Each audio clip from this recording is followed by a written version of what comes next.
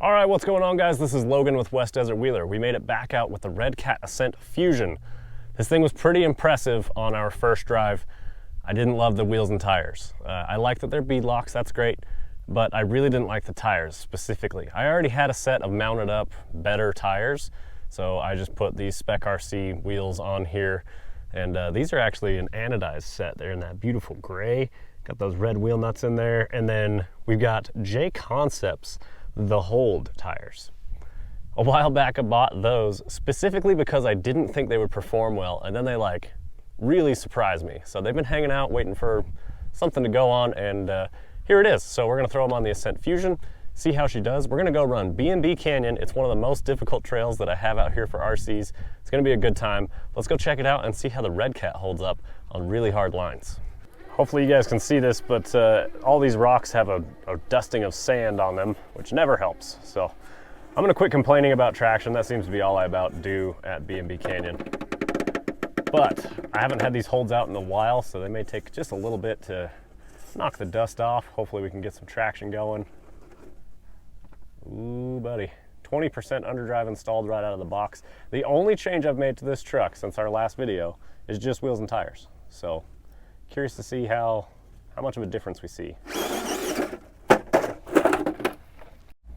All right, after some bad driving there with that throttle blip, my battery fell out, so that's annoying.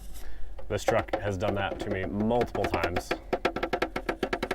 And it's my own Velcro system, so I have nobody to blame but myself, but their factory system is like unacceptable, so.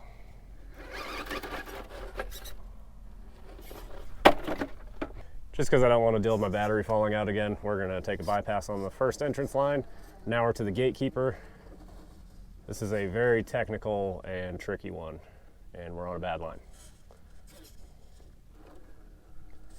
I don't know that I've ever tried this with an RTR.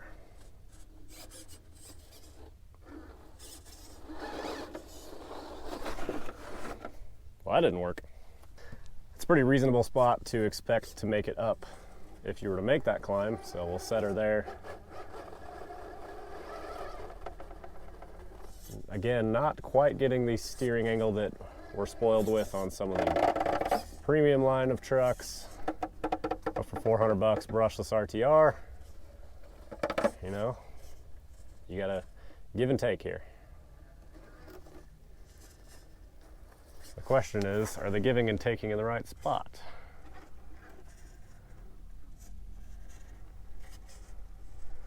I heard Vanquish mention in one of their live streams that they thought about putting a Fusion RTR in one of their trucks, and they handed it to some noobs, and they said that the people who didn't know RC just couldn't quite tell a difference between the trucks. And in getting rid of the brushless system for the stance, they were able to add other good features like front alloy weights and stuff. So it's like, would it have been worth it for Vanquish to do that while sacrificing the front weights? I don't know. They made the ultimate call. So apparently they did think the weights made it perform better than just the brushless system did. But I would love to see a combo with both. Take the existing stance and give me a Fusion in it. Out of the box, you know what I mean? Because not everybody wants to work on these things. They're a little tedious sometimes, little screws. You got to set gear mesh, which not everybody is aware of how to do properly. And some people just don't have time or care to. That's the real thing. They got jobs and families to worry about. Going and playing with trucks is fun, but they really only care to charge a battery and go drive the truck. Which I understand.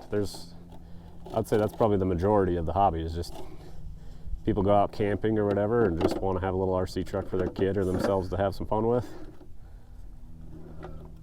I'm the anomaly who's a full-blown nerd who loves all the little details and likes to work on the trucks. I think it's fun.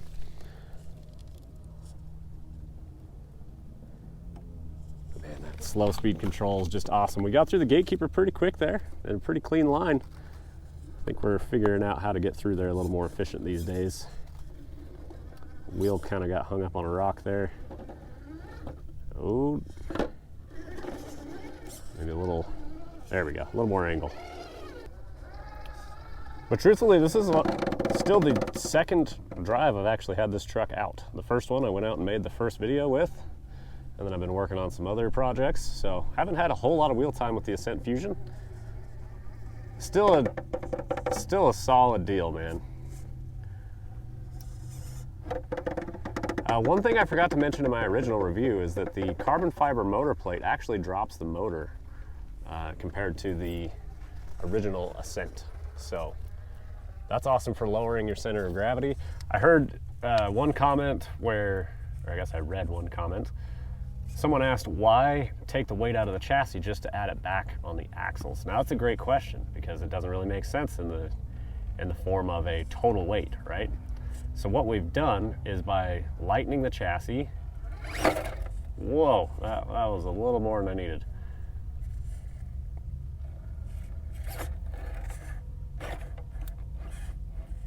So by lightening the chassis and then adding weight in the brass portal covers, which is super cool that the truck comes with brass, it's effectively taken weight from up high and moved it down low, which is what you want. You want a lower center of gravity. So by shifting the weight around in the truck, it doesn't necessarily matter that the truck weighs 5.5 pounds. The key is, where does it weigh 5.5 pounds? Ideally, you want to put a lot of weight down low in your axles, and that's what Redcat did with this. So by adding weight to those portals, it's effectively changed the center of gravity, which means you can side hill better, you can point the truck uphill steeper better without it wanting to flip over as easy, and just makes it a more stable truck. So great question, and I'm glad that they brought it up so I could help kind of explain it a little bit. So hopefully that made sense for you guys. That's why on most of my other trucks, I put brass on the axle and put weights in them, is to give me forward low weight. That's kind of the key. And why forward weight? Well, look what we're looking at right here. How I was bellied up. Having forward weight helps get that nose, give it more traction to help pull the rears up and over ledges like that.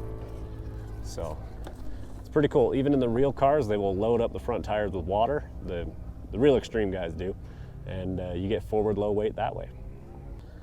So far, this little RTR here is tearing it up pretty well in B&B Canyon. There's some real stress on that servo on that last line, and I noticed that as I pushed into it really hard on one of the climbs there, the servo actually turned under the stress. So I don't know if that's like a safety feature of that servo, but I don't see that very often where the servo actually gives ground up. But I don't run RTR style servos very often either. Usually I'm running the reef stuff, and I'm sure if this truck sticks around long enough, it will end up with the reefs in it. But for the RTR truck, its servo is pretty well above the rest of the class as far as strength goes in an RTR servo. Now on this obstacle, do I expect this truck to do much here? Truthfully, no, I don't expect it to make it, but doesn't mean we're not gonna try. Again, sandy on the rocks, doing us no favors. Let's try the pinched in approach. It's fairly narrow track width, which could be beneficial getting through here. But without rear steer, this pinched in approach can get tricky. Whoa. There we go, a little more aggressive side hill.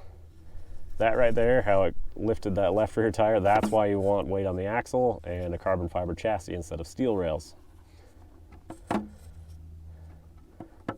Ooh, nice, it kind of pivoted around that back left. I need that back left to just kind of go a little further into the canyon rather than climb.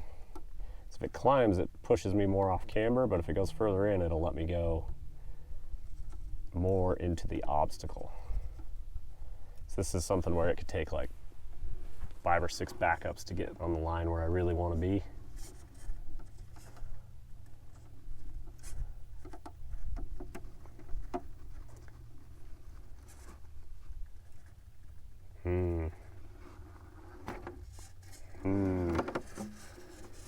I saw some promise there, but I also saw some things that were like, yeah, I don't think this is gonna do it, but that's all right. Give a pretty good effort. I've tried that line with very, very capable trucks and been denied with like some of my favorite comp build stuff. So if this truck can't do it, I don't feel too bad. But it got pretty far considering. It's crazy what just some good tires will do to a truck. All of a sudden we got traction, we can lay down some of this truck's real potential, right? And tires are going to vary on your specific terrain. Luckily my terrain's a pretty constant surface as far as the sandstone's concerned. Like in the area that I'm in, didn't make that one. In the area that I'm in, if I'm on red sandstone, it's fairly, I'm fairly similar. I heard a little crack and a little scared that I cracked a gear.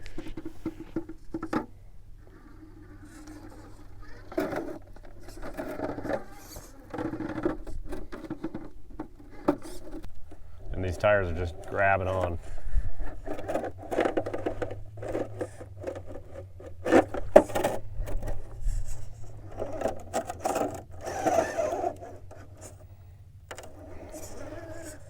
Okay, that's actually where I want to be.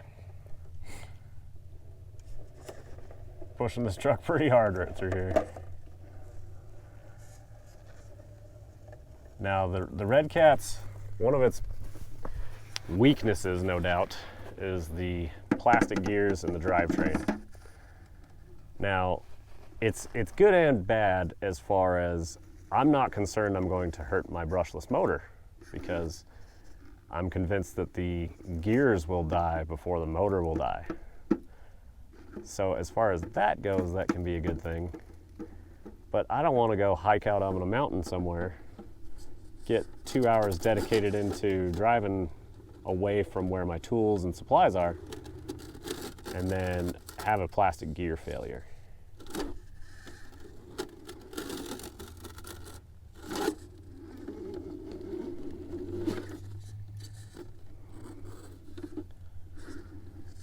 Now, fortunately, I don't do that very often, but it doesn't mean that it can't ruin my trip. If I went out to film the truck, like right now, and I lost a gear, that's the end of the video.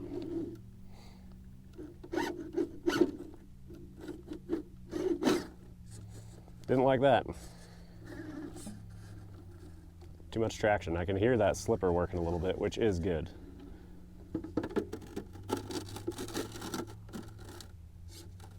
Front tires are just in the air.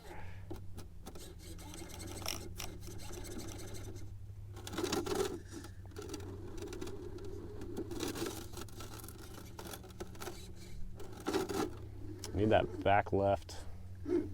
It's getting wedged in that crack. There it goes. I need it to climb up the wall just a little bit. Like that. Ah, let go. If I go any further, it's going to flip over backwards.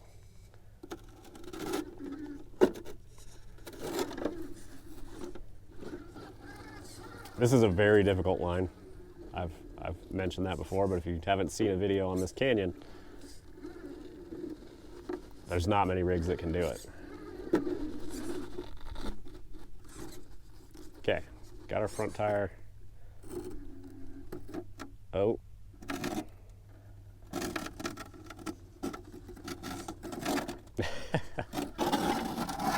Just slowly just ending upside down. Save the gears the stress of fighting to get back up on that wall.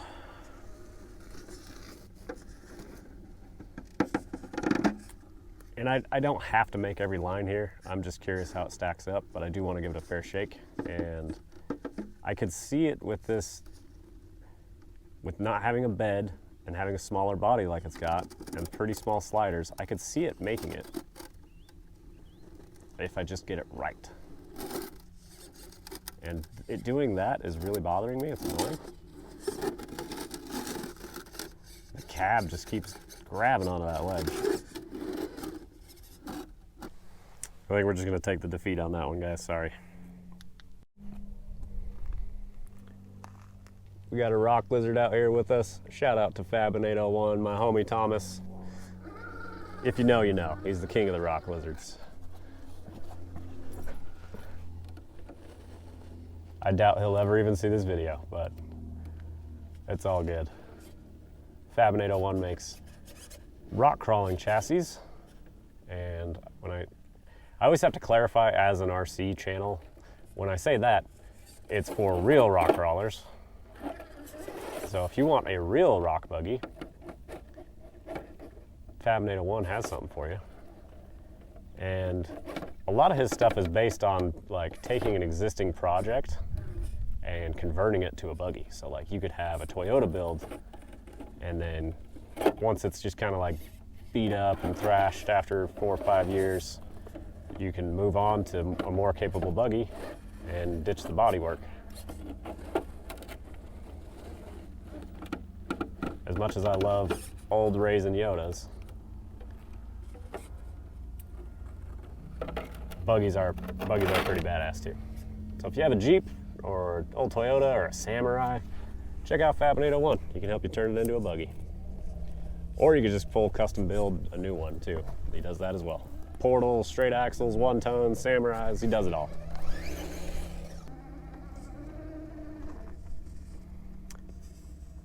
Now these holds are still doing their thing, man. They were surprised me originally. They took a little bit to get scrubbed in, but once they were scrubbed in, man, they started working, and they still work.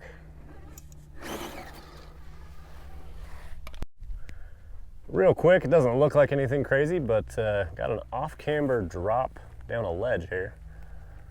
And there's not a whole lot of descent stuff on this trail, so I figured we would document it. So let's see how she does. Might be landing a little too low on the front end, but look at that. Low end control. I'm gonna have to throttle out, I think. Nice high clearance bumper in the rear too. Didn't even touch, didn't even come close. As far as the actual suspension geometry on the truck goes, no, it's not perfect. I've heard other people criticize it.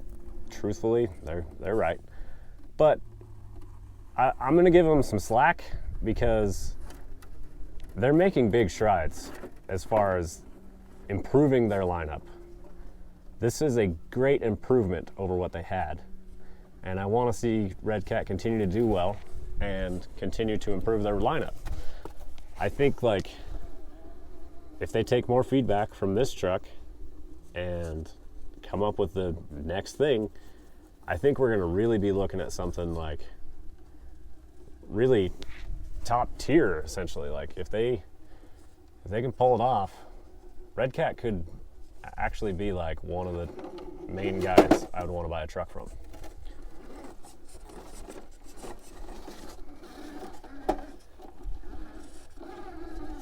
And online, I've kind of said it, I have not been impressed with Element's releases. So as like I'm less and less interested in Element, Redcat continues to improve. I can totally see these guys moving up, and I don't know if I could say take the role of Element. I wouldn't want them to take the role of Element for what it means now. But for a lot of people, like, it was Axial, Traxxas, Element to go buy an RTR from. And now you got Vanquish in the mix. And it'd be really cool to see Redcat have a legit, great product offering with good geometry, good aftermarket support. I want to see these guys do well. And it's not that I don't want to see Element do well. I want to see them improve too, because they've kind of been slacking lately. I want to see something better from Element.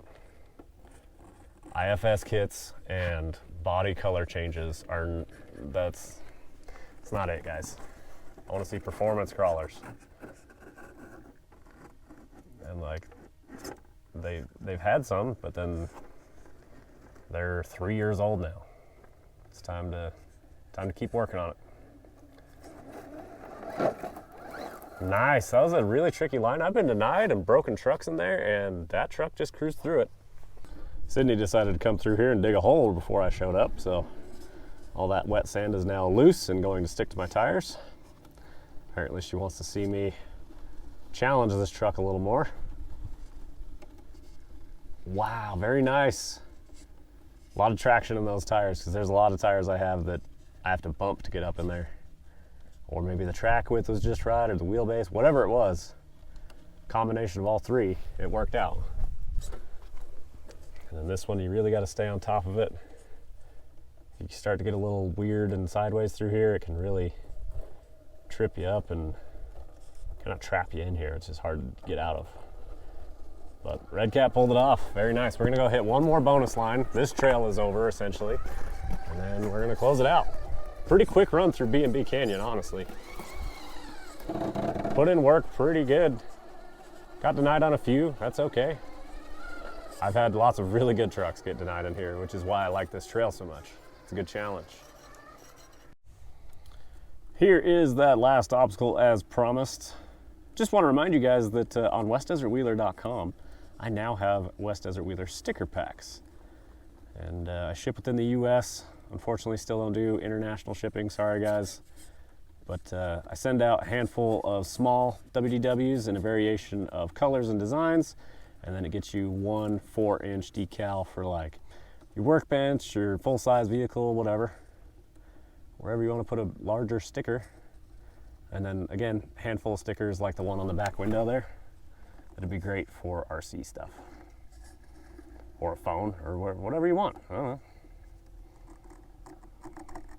Those are $10 shipped, so help support me here on the channel and get some sticker packs. I personally am a huge fan of stickers. I don't consider a new painted body done until I've put 10 or 11 stickers on the truck. Trying to get that right rear to go up the wall. The left rear climbing up that ledge right there is kind of messing me up.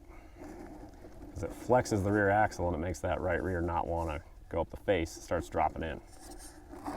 And even with some backups, I can't get this thing straightened out. So normally with a rear servo, I could turn right to try and scoot the back end around, but this servo doesn't quite have enough in it. Yeah, there it is. Okay, finally got through there. Always a fun line. Love seeing the dead space under the truck coming up through the crack. You got to stay committed, drive it all the way out. Because the wall on the right stays vertical and you don't want to drop a tire in the hole. There it is, getting off camber again. Shifted the rear end over, which actually helped us out. Just follow it all the way out, follow through.